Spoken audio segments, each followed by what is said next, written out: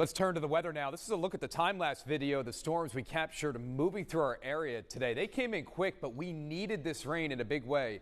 First alert weather meteorologist Cutter Martin joining us now. Cutter, the storms barely missed the O games tonight, and it's already had an impact for the game tomorrow. Yeah, they have moved the game up. Crazy thing about tomorrow is we're going to be cooler, and we have rain back in the forecast, Rick. So definitely big changes already, guys. Starting to cool down outside from north and east to south and west. This is what we call a backdoor cold front, basically moving in from the Philly metro, and that's why we're already noticing some of the coolest temperatures in our area are actually on the north and the east side of town. Again, temperatures are coolest in Bel Air and up in Aberdeen, temperatures in the upper 50s and lower 60s. Meanwhile, we're still in the low to mid 60s on the southwest side, and the Inner Harbor is still at 65 degrees right now. We're actually going to take you over to the Big Wall, and we're tracking a few showers in northeast Maryland. Again, nothing that's going to cause any major issues, but this is kind of along the leading edge of some of that cooler air that is still very much blowing into the Baltimore metro into central Maryland. So still a little bit of rain out there, and there could be more tomorrow morning.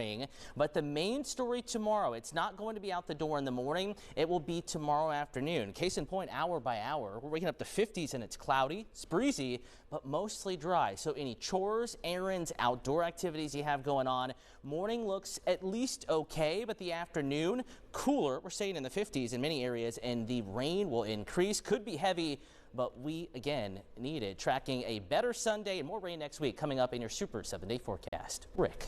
Cutter, luckily, we're not dealing with anything like that here. Yeah, Rick, the National Weather Service Office in Norman saying at least an EF4, the preliminary rating with that tornado in Enid, Oklahoma. And in southeast Georgia, there's still a serious drought causing air quality issues, those fires causing air quality issues all the way up into Atlanta. So, yes, we need to count our blessings. We're in a drought, and we're on the verge of a more serious drought. But for the moment, we have some decent weather out there, live out from the First Alert Weather Observatory. Not too much going on after our earlier storms. Again, we could really use some rain, and I promise there's some on the way, but I will say we're kind of in a pattern that is just plain stuck. We're seeing more severe weather, including, you see that red polygon there, that's a tornado warning just east of Dallas, and some of the areas that need the rain the most, they're not getting it. Across the south and eastern United States, high pressure still in control, but some subtle changes as we get deeper into the weekend that'll bring rain chances back to the First Alert forecast, something we'll continue to watch here over the next couple of days. But it's a sure bet at this point. Rain is on the way, and we're timing it out in a way that'll bring some decent weather to the forecast here over the next maybe 12 to 24 hours. And as we get to about this time tomorrow, that is when the rain will really start to fall in the First Alert forecast. We're going to go ahead and just bring you over to our weather wall here. And we're tracking rain, but it's a tomorrow night issue. So overnight tonight into early tomorrow morning, temperatures in the mid to upper 50s, not bad out the door. You'll notice the gloom, but it's a mainly dry start to the day with temperatures cool in the low to mid 50s northeast Maryland, maybe mid to upper 50s DC areas.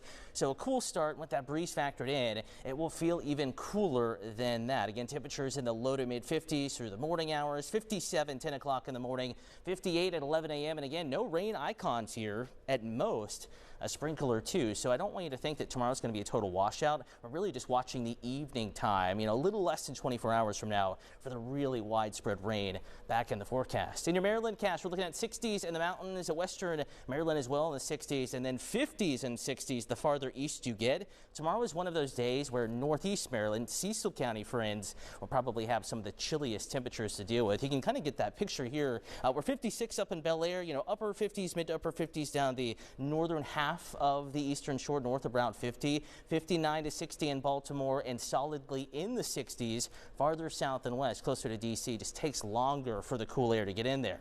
So if you're grilling on your Saturday, maybe watching the O's game, it will be initially dry, but if you're grilling by 5 p.m., that is when the chance of rain will start to increase for the O's game specifically.